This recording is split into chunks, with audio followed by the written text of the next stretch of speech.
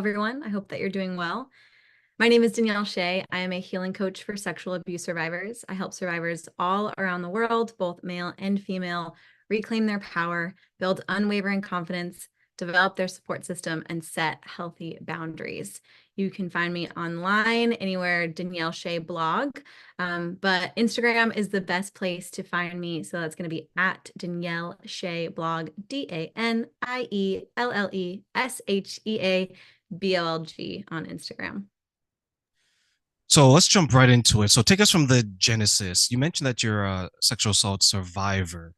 Mm-hmm. Before we get into how it happened, was it someone that was familiar to you, or was this like a stranger? Yeah, so for me, and it kind of goes with the story, right? So I'm happy to jump into that. And for anyone listening, know that I do my best. I work with survivors all day long, all around the world, and I understand what it means to be on the side of the listener. And so please know that I am very selective of the words that I use, the way in which I tell my story. If you want to find out more about it, it is online, it does exist, the whole long thing. But just for the context of this, I'll keep it short so people can really hear and kind of understand what's, just to set context for us. So, my first abuse, and I think that that's a really important note to make, is many sexual abuse survivors, they don't just experience it once, they experience it many times. So, my first abuse happened with a stranger, and I was drugged at a party, and they had sex with me without my consent. And that is the phrase that I will use in order to explain this. And so, I was a college student, I was underage drinking, and I had set my drink down, which they tell you never to do. But I was at a house, I was with people. I wasn't like out at a bar, I wasn't out like doing things like this. We were at a kickback. This is a setting I'd been in many times, and it was towards the end of my freshman year. And so the only reason that I know that I was drugged was because I had lots of hallucinations that night, and I woke up, the next day not feeling hungover, just feeling like, where am I and what happened and like what's going on. And so that was really the impetus for a lot of other things that happened in my life, and other abuse and other things that I allowed to happen as well. Because while my experience was not my fault, and this is true for anyone who's experienced sexual abuse, no matter what age, what you were wearing, what you were doing, that was not your fault. And also, your healing is your responsibility, right? And so there are lots of things that I did in my deep healing, which were coping mechanisms, which I'm putting in air quotes here, which looked a lot like substance abuse and hypersexuality and putting myself into dangerous situations that I had no business being in. But the reason I was doing those things was I was trying to find a sense of control, trying to find a sense of power, and looking for ways to destroy myself. Because if someone thought that I meant nothing and that they were able to do this to me, and then other people were also able to do that, then surely that must be true. I must be worthless. I must not mean anything.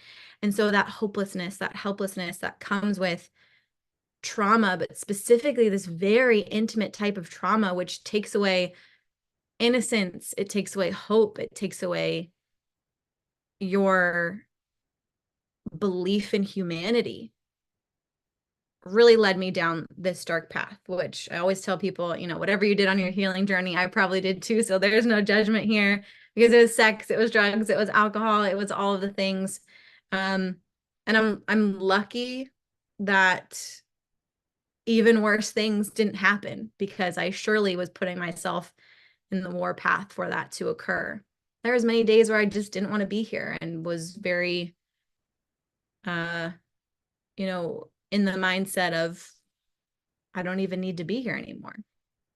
And so, another day, sitting in, probably hadn't showered in 4 days, on the mattress floor of my college apartment, just realized like I need help. And I did that through a lot of different ways, and the privilege that I had with my support system and people who cared about me and who believed me and acknowledged what I had been through, and then helped me go through that. And now we've come full circle, and I get to help other people walk through their dark tunnel.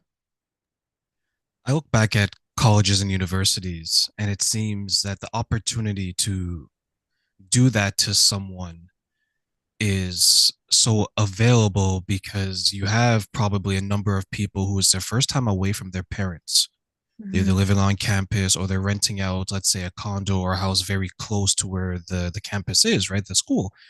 Yeah. I remember going there to my college, my university, sorry. I was that person that hung out with the older kids. So I would like get snuck in and I would sneak into the parties and things like that. And I would see a lot of people, right, where two birds of a feather. So birds of a feather, right? So it looked like to me, I didn't necessarily understand what was going on at the time, but when I look back, I was like, okay, this is what it could be because you have people who are doing all kinds of substances, right? Either some type of drugs or alcohol, and it's isn't ever a reason to take advantage of someone, but there are times where that person who's consuming these things, they don't have the capacity to say yes, and many times they don't have the capacity to say no. Yeah. And there is going to be that person that's going to take advantage of their inability to say yes or no, because there's some people that no answer means a yes, Yeah. right? And there's some people that no answer means a no. So when you look back on that specific situation and Hmm. you've come full circle and you've been able to help the women that you're helping now, do you see some of yourself back then in the women that you're assisting today? Yeah. And I just want to clarify as well. I help men too. 100% of my clients last year were male. That's not necessarily something I sought out to do, but I'm so honored and privileged to be able to support my male clients and the the different and unique way in which they experience this abuse and in which they heal from it as well. And so while there's many similarities, there's also very important differences in anyone's healing story and the uniqueness that comes with your own healing journey.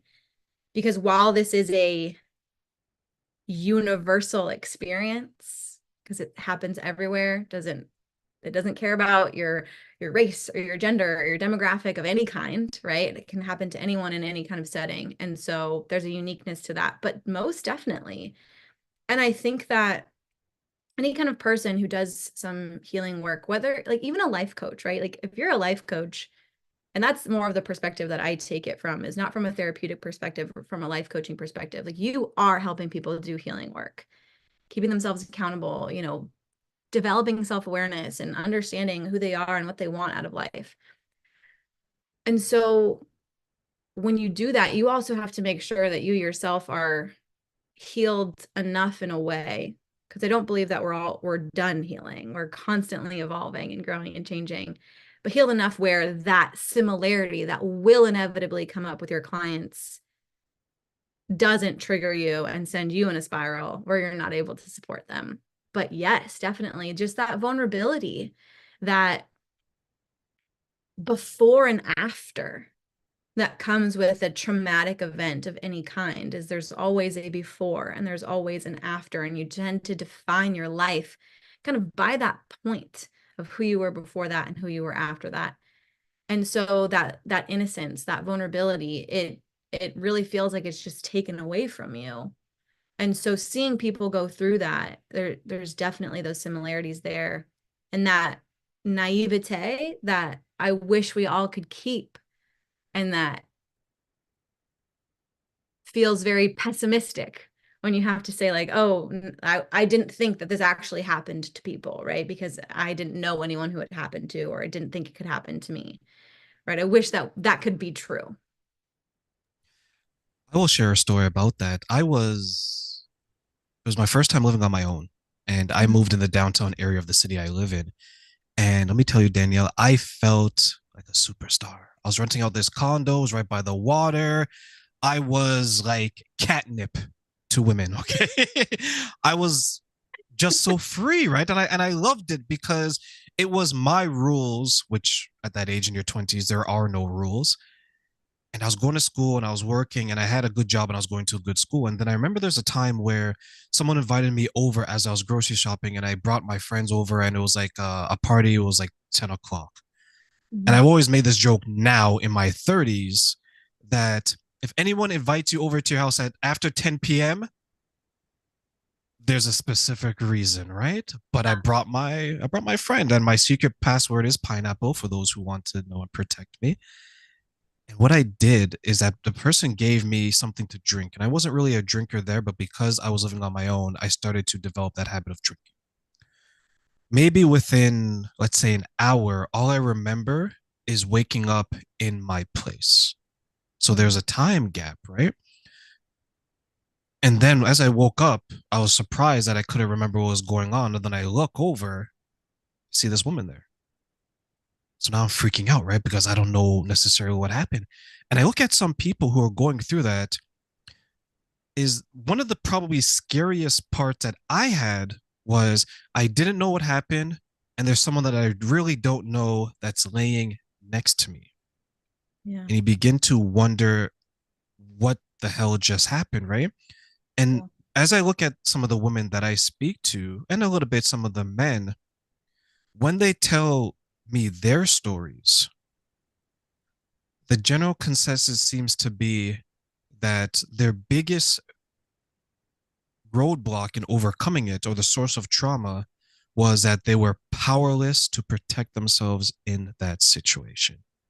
Is Yeah. that a commonality that you find with the men and the women, or maybe even in your situation that you deal with? Yeah. My One of my biggest well, not my biggest programs, but one of my programs is called Reclaim Your Power, 3 pillars to healing from sexual trauma because of that powerlessness. It is one of the most common themes. There's actually 5 that I talk about in that masterclass, that the 5 most common symptoms that sexual abuse survivors face. And that powerlessness is a through point for everyone that I talk to. And it's a big reason because this type of trauma as well, it's not about sex, it's not about desire, it's about power. It's about control. And so when you're on the opposite side of that and you are not the powerful one and you were not in control in that situation, it changes your perspective on the world. It changes your perspective of yourself and the way that you're even able to handle situations. And it also changes your perspective on how you are going to advocate for yourself in the future, because this is a crime. And this was something we were talking off camera that occurs. And it's a crime. And I think we need to identify and notice that. And so when that powerlessness comes, it takes away your voice, because even if you do try to go and tell people, they might say that they don't believe you. You might never even tell people this story because of that fear of that repercussion. Because if this happened and if that person was capable of doing this, then what else are they capable of doing if I speak up, if I try to get help, if I try to get that support? And so it's that questioning, that lack of control, that powerlessness that really does keep people in that rut. You're absolutely correct. Why do you think that there's still some people out there that maybe believe that it's not a crime and that it is something else? Yeah. So I was actually having a conversation. I was being interviewed for another podcast, and it was with someone who had never experienced this type of abuse. And you can always tell the people where it's on their heart, either if they've experienced it or if someone very close to them has experienced it, because the way that they talk about it is very different. And I think that that's true for many cases. Let's say cancer, for example. You might have never done a cancer walk in your life, but the second you know someone who does, like, you're there, you're signing petitions, you're doing things, right? And because it's that cause hasn't hit your heart or it hasn't been something that's been in your sphere, and therefore it's something that we kind of ignore. And so I was having this conversation with this person, and they were asking me a lot of questions that felt uneducated.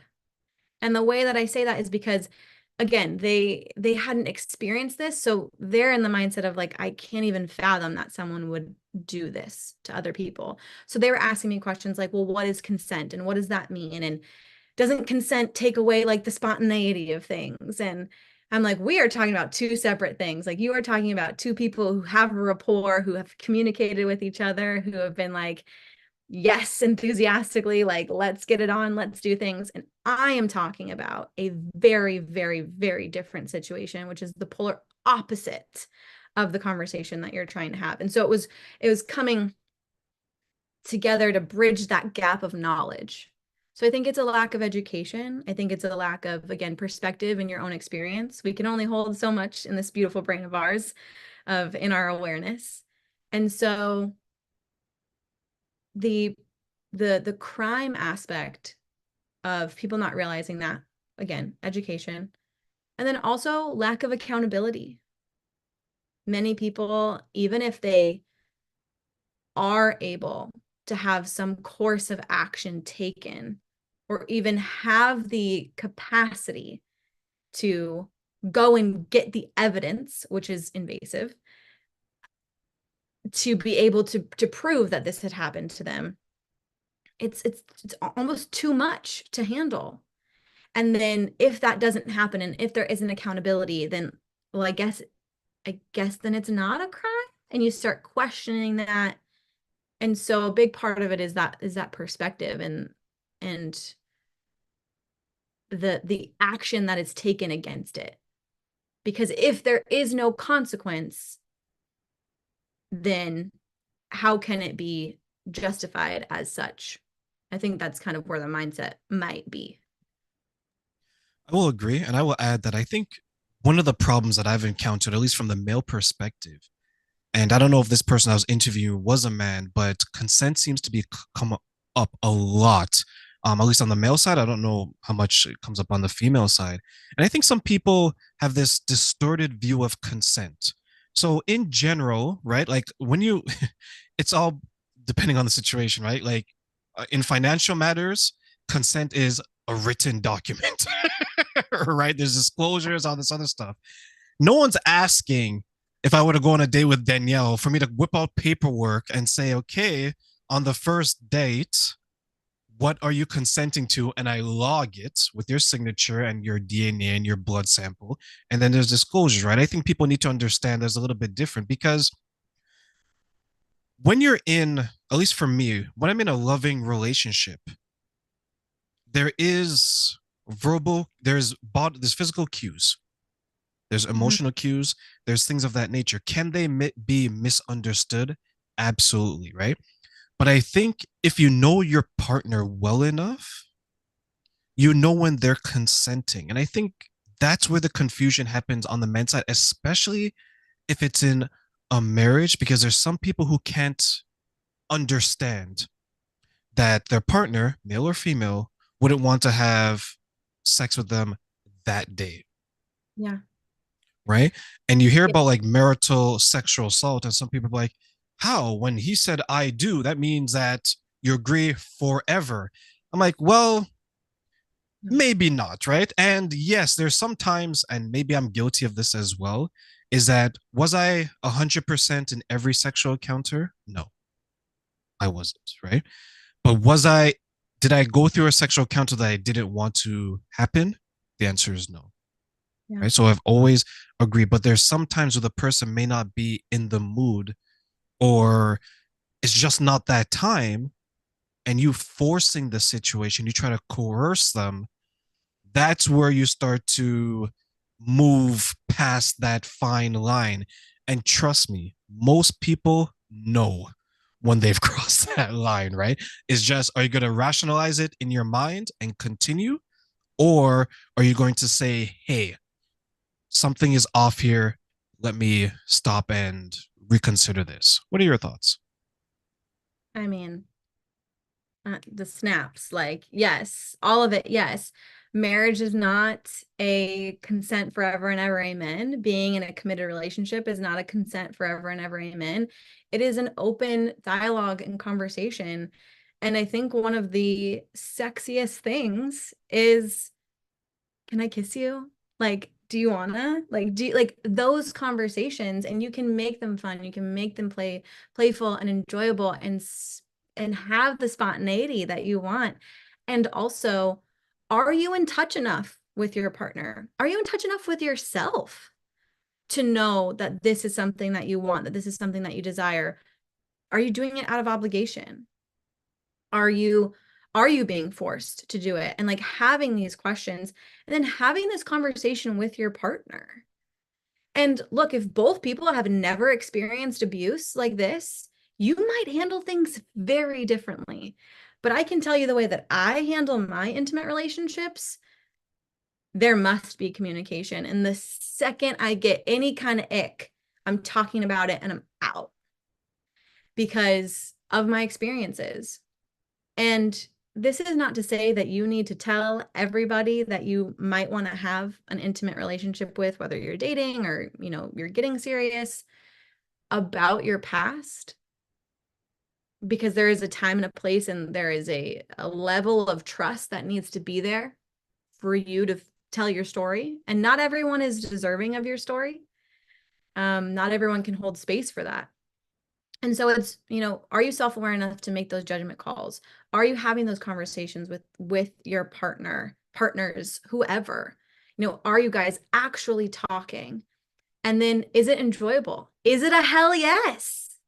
Right? Like enthusiastic consent. And if you're not sure, just ask.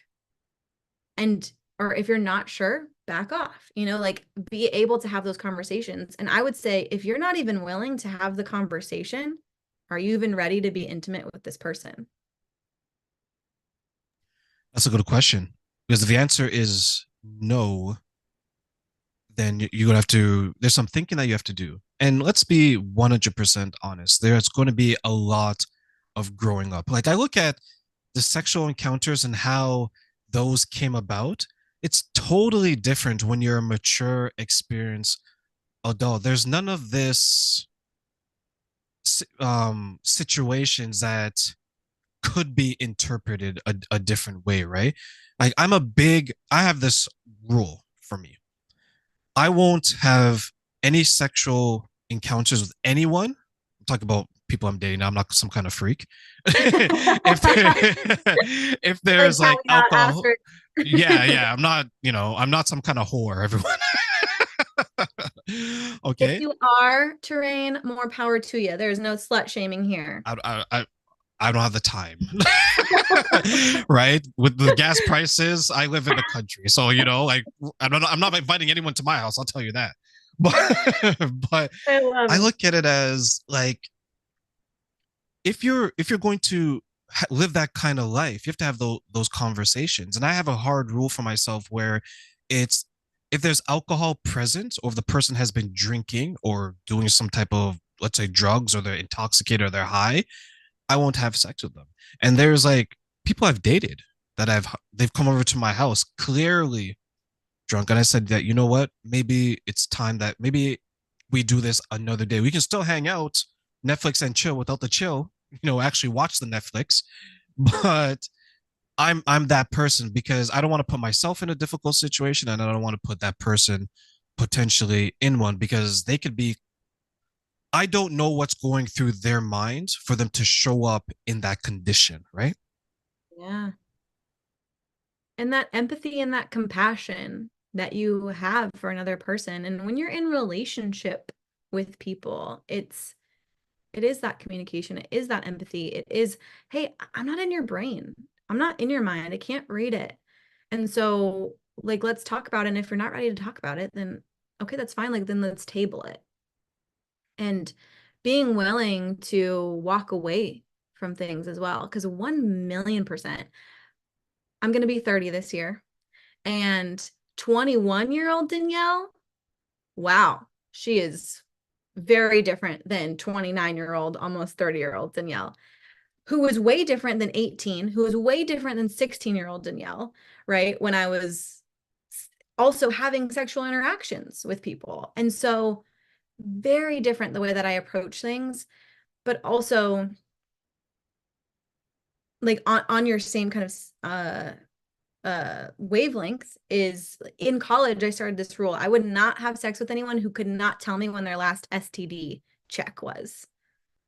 If you could not tell me when it was that you were checked clean, it wasn't happening. And if you weren't mature enough to have that conversation, then it wasn't happening. Right. And like that is something that's still true, but also there are other boundaries or other barriers. And being, again, going back to knowing yourself, like what are your boundaries? Do you have rules for yourself, like Tareen is talking about, when you're interacting with people? And if even if you are in a committed relationship, I think this is a great conversation to have with your partner. Like, hey, has there ever been a moment where I made you uncomfortable or made you feel like you had to do something? It doesn't have to be sexual, it could be something else. And then allowing that dialogue to be there and open and compassionate. And I'm going to put the caveat here with you need to be having these conversations with emotionally intelligent and rational individuals, right? Like Tareen and I are not talking about if you are currently in an abusive relationship. We are not talking about if you are with someone who is not capable of having these conversations, because first and foremost, you need to keep yourself safe. And so what other steps then can you take to make sure that that part is true first? You mentioned knowing yourself, and that brought me back to some people that will bend their boundaries Yep. for other people, right? There's this running joke online. I don't know if you've seen it, especially amongst like a lot of trying to be nice and politically correct. A lot of people online. Let's do it that way, right? I'm not going to mention any sex or genders. Great. That you can have an encounter with a man that is, let's say, or woman that is very good looking and is considered sex. Same sexual encounter, you can have it with someone that isn't that good looking and it's assault. Meaning that it depends on your attraction to the person and not necessarily the act itself. What are your thoughts on that? And that's really interesting. I think it's a perspective, it's a mindset, right? Like my question would be, is the actual difference your willingness? Right? Like, is the actual difference your willingness as a participant in that act? Because if you are willing and able and it is enthusiastic, yes, then great. But if you were no and felt coerced or groomed or whatever to get into that situation, then that is a different definition. And I think that sometimes we can hide behind our attraction to people and the way in which you interpret it, right? And attraction, like goodness gracious, that is so subjective, right? The way you're attracted to people, or even when you're attracted to people. If I am in a committed, loving relationship, I'm not looking at anybody else. I don't even know if I find you attractive. Like you could like, do you think I'm attractive? I don't know the answer to that question. It is not something going through my mind. I'm in a committed, loving relationship with someone. I'm not even thinking about that. If I'm out of a relationship, am I attracted to you? Okay, then I need to, start asking questions. And there's very layered things to that too. Like, what's your personality? Again, going back to knowing yourself and understanding like how are you perceiving this to be occurring? So perception is huge, but also like, again, going back to what was your willingness in that conversation or in that act? That's something that I will always found scary because I will support that, right? I will say that were you a willing participant, right? Mhm. Free of mind, free of everything else, free of influence, whatever it could be verbal, could be mental, emotional, physical. Yeah. My concern for people, and maybe this is like the caring nature of me, and I gravitate to maybe assume this of women a little bit more. My concern is always going to be that people will allow themselves to be mistreated and or degraded in a way based up because of their feelings. And that's why I asked that question because I've heard some stories where some people have shared their the sexual acts that they participated in. And I would have to ask them, I was like, did you really want to do that? Like, is this something you want to do? And they're telling me like, well, I did it because I want to show the person that I love them. I didn't want to do it, but they would enjoy it, so I did it. There's one person, I don't know how she was able to be convinced of this. She was an assault survivor, and she ended up marrying someone. And in the beginning, things were okay, but then they weren't sexually active with each other. And the only way, apparently, that he can get in the mood was to see her have sex with someone else. Mm. So she was being subjected to this. She didn't like it. She didn't enjoy it, but she convinced herself that she's doing it for her husband. Mm. And years later, when I met her, I asked her the question. I was like, why do you think he would want you to do something like that? Especially given the trauma that you had earlier on in life. She's like, she didn't know. I asked her, I was like, you would have to have that conversation because he was comfortable enough to propose it to you. You should be Right. comfortable enough to understand where this is coming from, right? What are your thoughts? Well, I think that this just speaks to a lot of the importance of doing trauma healing work. So we have our four main trauma responses: fight, flight, freeze, and fawn. And many people in abusive relationships, they experience fawn because they're afraid of what could happen to them if they don't do this thing. Like what something worse is going to happen if I don't say yes. Something worse is going to happen if I I don't agree to do this thing that I really don't want to do. But if I say yes to this, then it's going to be okay. And then I won't have to do something else. Right. And because again, this type of trauma is about power and control, it is not about sexual desire. And so there is a saying that we accept the love we think we deserve. And I hate that saying, but it has been true in so many aspects in my life, so many aspects of my client's life, and so many aspects of just people in my personal life as well. And I'll give you my example, right? I had a really wonderful childhood, I had a really great upbringing, and it wasn't until my trauma that I had a lack of self-confidence, that I thought that I was unworthy of love. And so I accepted abusive relationships. Now, the abuse that I experienced in those relationships were not my fault. But the state of mind that I was in, I have to take responsibility for, to be able to say, I did play a part of those relationships. I did allow the mistreatment.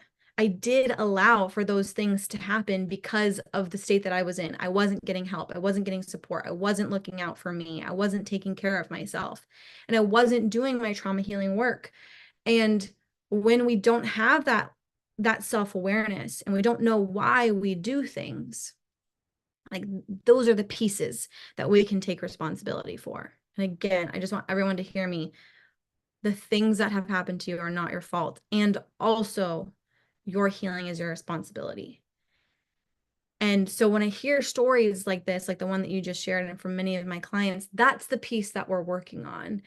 It's what can we do to set clear boundaries? What can we do to work through to make sure that you understand why you feel this way, why you think this way, why you are in situations that these things continue to happen. And it's hard conversations to have with yourself, because you know who we lie to the most? Ourselves. Yeah. We will disappoint ourselves over and over and over and over again before we disappoint anyone else. And I think that that's part of humanness, but it's also part of learned behavior based off of trauma or based off of your upbringing as well. How difficult of a conversation was that for you to have at that point in time with yourself? Oh, I wasn't going to have it. I wasn't going to have it. I had people in my life who loved me enough to show tough love. I always tell my clients, like, I care about you enough. I'm going to call you out on your BS. I'm going to call you out on it because it is for your best intention. I'm going to do it with empathy. I'm going to do it with kindness. But honey, if you are acting a fool, I will tell you, right? Because you hired me for accountability. You hired me to work through the hard shit. So for people in my life, that's the same is true. It was people in my life because I didn't think that I had been abused. I thought it was my fault. So it was actually other people who had to tell me what happened to me. And it was those same people who saw me as a shell of myself who said, if you don't get help, I'm dragging your butt somewhere. I am dragging you to get help if you don't willingly go get help yourself. And well, people are like, well, where's the consent in that? Where's the consent in that? And I'm like, I hear you. It has to be my responsibility because if you go to rehab, if you drag someone to rehab, right? They can go, but they're not going to change unless they want to change. Right. And so but it is that tough love. It is those hard decisions that other people might have to make on your behalf for your well-being. And and you can always say no. You can always change your mind. And so for me, it was really again, those people in my life saying you have to go get help. And then I just started and I didn't want to be there. I didn't want to do it, but I dragged my butt there and I did it. And I just kept showing up.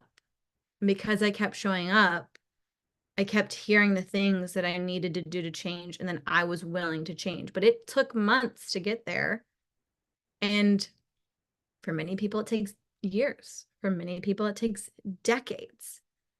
But it's your willingness in that journey to heal. And when you mention healing process, take us through the pillars. You mentioned them earlier of your master class and how this helps your clients because I really want to hear this and I'm pretty sure it's going to be helpful to a lot of people who are trying to figure this out. They feel very alone because embarrassment is a big component of this. So let's take us through that and let's hear about those pillars. Awesome. Thank you, Train. Yes. So my three pillars that I talk about in Reclaim Your Power, three pillars to heal from sexual trauma are body, mind, and soul. And so it's cultivating that body, mind, soul connection because we are not just a physical body. And when you've experienced this type of trauma, you're like, I don't even live there anymore. My body and me, we are not friends. So it begins with very, very basic, very ground zero trauma healing work in each one of those sections. So for body, we work a lot of grounding yourself into the present moment. Do you feel safe in your body? What are ways that you can do that? We talk about the mind. And for this aspect and for this particular masterclass, we talk about understanding your triggers. What is a trigger? What does it mean? And how can you identify a moment in which you've been triggered and then find the reasoning within that. So then you can create a game plan to move forward. And then the soul, I don't care where you come from, what higher power you believe in, even if you don't believe in anything, but we are spiritual beings. And so from that, it's when I talk about soul, I don't talk about it from any kind of religious aspect, but I talk about it from be kind to yourself. So the very last thing that we do in that masterclass is understanding ways that we can be kind to ourselves as trauma survivors and start to adjust that mental self-talk that we have. Because if you think that you are worthless and a piece of poop, and you continue to tell yourself that, then that's going to perpetuate. So how do we be kind to ourselves? How do we shift that change in our connection? And again, each one of those pieces as well is kind of a mini mind, body, soul connection. And so tweaking those aspects at ground zero and then working our way up from there to even more in-depth healing work. When you're working with the men and women that you're dealing with, are there some, what are the commonalities that maybe is preventing them from progressing in the way that they would want to? Yeah. Shame, guilt. Those are huge. And they're the lowest vibrational emotional frequency that we can experience. And so when you are just all the way down at the bottom of that emotional ladder, it's hard to get yourself motivated to get out of there. And you can't do it alone. I mean, yeah, I stand by that. You can't do it alone. Even if you're listening to music or listening to podcasts like this, like you have a support system right here. The three of us having this conversation, Terrain, me, and yourself listening, this is a support group right here. So you are not doing it alone because you are not alone. So shame and guilt is a huge commonality. And that keeps people from not telling their story. That keeps people from seeking out help because if this was my fault, then do I even deserve to get support? Or even if it wasn't my fault, if someone could do something like this and I am worthless, then what's the point in getting support? So that lack of powerlessness or that lack of power that we were talking about before, as well as a huge commonality. And shame, I want to go back to shame and guilt here for a second because it shows up differently for men and women, at least in my experience. I know that we're saying genders and we're broadening this. But in my experience, women feel it because they're like, well, everything society has told me must be true. Right. And so then here I am as a woman, and I didn't believe that this could happen, and then it did. And then it must have been my fault, and I must have been doing things. And it just is what it is. And then there's that shame. For men, there's a lot more of, I should have been able to do something about it. But I'm the man and I'm strong and I should have been able to fight back and I should have been able to do that. And don't get me wrong, women experience that as well. But I find it happens even more with men. And then there's that shame of having feelings. I grew up in a household where emotions were not super tolerated. Um, like if you needed to be strong, like you couldn't just cry. You couldn't just cry it out, right? And so there was a lesson that I had to learn where like tears are not weakness. They're actually supportive. And you know what? We have emotions for reasons to be able to regulate our nervous systems. Like we don't just have emotions just to have them. There are real reasons why we need to have them in order to regulate our human experience. And so when you experience this type of trauma and then you obviously have big emotions that are coming through this, and maybe you don't have those coping skills to be able to emotionally regulate, you're afraid of your emotions, and that feels shameful because you're like, I can't even get control of myself. Like, how is anyone, if I can't help me, how is anyone else going to help me? So there's a lot of that. And I think for those two, it's even more amplified because this is a crime that a lot of people don't report. They try to carry on with their lives. So you have people who aren't, you have people who have experienced it, they report it, and not all of them will go through a trauma recovery process, right? And then you have people who don't report it and they're not going through the trauma recovery process. So they're walking around, maybe, and we touched on this off camera, that they see their perpetrator everywhere they go Yep. because it's a representation, right? And that must be a very difficult way to live because, as you mentioned, you have the shame and the guilt. You're shameful because it happened. You feel guilt because, let's say, you think to yourself, "What did I do to contribute to it?" from the female perspective, right? And then from the male side, why couldn't I stop it? Because I'm a man. And now you're walking around and you see a representation of this pain, of this trauma, and you probably don't know what to do Yeah. because so many people are put in sexual situations that don't necessarily lead to a type of assault, right? It could be a joke, it could be something else, right? Here in Canada, we classify it as unwanted kissing, unwanted touching, things of that nature, right? So it could be something as harmless as someone put their hand on your, harmless to the person, anyways. Someone put their hand on their back and they slid it down to, let's say, your butt, right? That's a form of being assaulted because it's unwanted touching. Now, some people may just allow it, but they say, hey, you know what, Trent, it's not a big deal. It is a big deal because maybe that person doesn't know that it's wrong because everyone is saying it's not a big deal and they're allowing it. What are your thoughts? I have a story that I would like to share to go along with that. So I'm a big proponent of you don't have to tell anybody, and you don't have to tell anybody to get justice for what happened to you unless you are ready to go and do that. But if you are, then please speak up. And so I went through something when I used to be an engineer in a past life. And so I was at a client site and there was a man there who was grooming me. But I didn't know what that word meant until I started doing the work that I was doing because I started this business while I was still working as an engineer.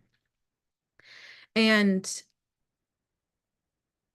I didn't, I wouldn't have known that this was happening if I wasn't educated and wasn't educating myself with the work that I'm doing. And so, it started off, and I'm a female engineer, so to be one of the guys means that I'm safe, right? To I gotta assimilate, right? Because I don't want it to be a me versus them. I want to be part of this group because as human beings, we need to feel like we are safe within a community because that means that we aren't going to die, right? That's what our ancestral brain, our reptilian brain, whatever you want to call it, tells us is that being part of a community means survival. And so, there were things that maybe my college peers would do that might be acceptable, but that in the workplace isn't acceptable. But it's hard to kind of draw that line as well. So, anyways, the story goes like this. We were in his office one day and he just like slaps my thigh because we're having a joke and already you're like, what the hell? And so I go, okay, I'm just gonna note that. I'm gonna put that back here in my brain. I am not comfortable with this, but this is my first interaction with him. I'm gonna give him the benefit of the doubt. Then a couple weeks later, he's calling me baby. Oh, babe. Oh, baby. Oh, you poor baby. Oh, blah, blah, blah. I'm like, are you calling anybody else baby or is it just me? And the thing that I always look for is how is this same person treating someone who's my male counterpart? Like, what are you doing? Because those are red flags for me. If you're hugging me because I'm a woman, but you're not hugging the dude next to me, like, why don't I get the handshake? I thought this was equal opportunity here. So those are things that I kind of look out for, or did look out for when I was in that realm and in that sphere. And then one day he comes up to me and he looks at me and he's about this far away from my face. And he just takes my hair and he's like, you look really pretty today. And I shut down, fire in my belly, absolute rage. What is happening? And I was like, never touch me again. He goes, I'm so sorry. I didn't mean it like that. Blah, blah, blah, blah. He gets defensive. I turn around. I sit down. I start writing out everything that he's ever done. And I get on the call with my boss. I said, all right, tried to call my boss. He didn't pick up. I then go and confront him. Never touch me again. You are not allowed to do that. If you ever do this again, I will be telling someone about this. There will be consequences. That was so inappropriate. I did it very calmly because the other thing that I had to be worried about is feminine rage is not acceptable. Because here's one little caveat. Women are allowed to feel every emotion except for rage or anger. But I also call this female privilege because men are only allowed to experience anger. They are not allowed to experience any other emotion. It's not safe. You're a wussy or whatever, a whole bunch of slurs. They're typically feminine in nature. Saying that you're less of a man if you experience those things. So that's a whole nother side piece that we have to work through. And I work through with my clients as well. It's like, how does your perception of the way that you're able to experience and process this trauma even happen? So anyways, so I have to make sure that I'm being calm and that I'm being not confrontational. So that way I know that this man is actually going to hear the words that I'm saying. So he's like, I'm so sorry. That's never going to happen again, blah, blah, blah. And I was like, good. Then I got back. My boss calls me and I was like, this just happened. I had a conversation with him. I confronted him. I have to go home. Like, I cannot function. I'm so triggered right now. And he goes, I have to tell somebody about this. This is not okay. And so that was the first time that I had someone in the workplace back me up because that had never happened before. Because that was also not my first workplace harassment experience. And I was like, okay, great. You believe me. So I'm going to go. And I told him, I had the confrontation with him. And I told this man that harassed me that I would not say anything unless he did it again.